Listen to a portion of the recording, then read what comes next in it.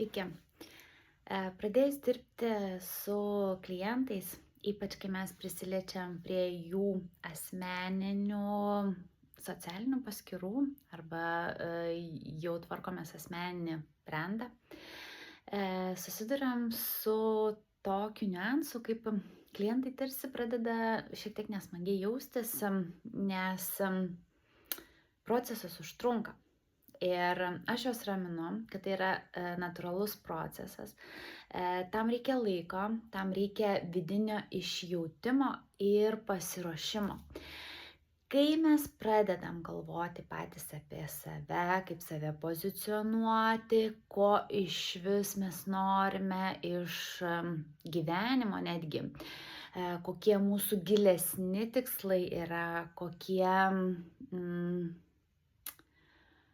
netgi kaip save pasiteikti, kad gautumėm savo svajonių darbą, kuris galbūt tik ateity bus.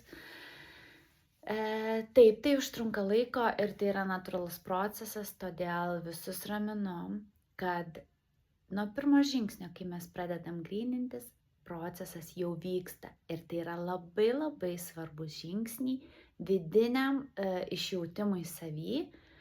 Tai irgi yra darbo dalis ir reikia tai suprasti ir reikia priimti. Kai išsigryninam tai, kokie esam šiame momente, tai, ką apsirašius mes jau jaučiamės, kad tokie esam arba su truputėliu tokiu maža užuomina, kokie norėtumėm būti ateityje.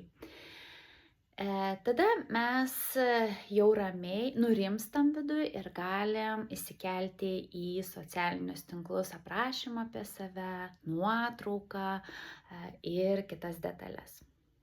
Tai viskas yra procesas.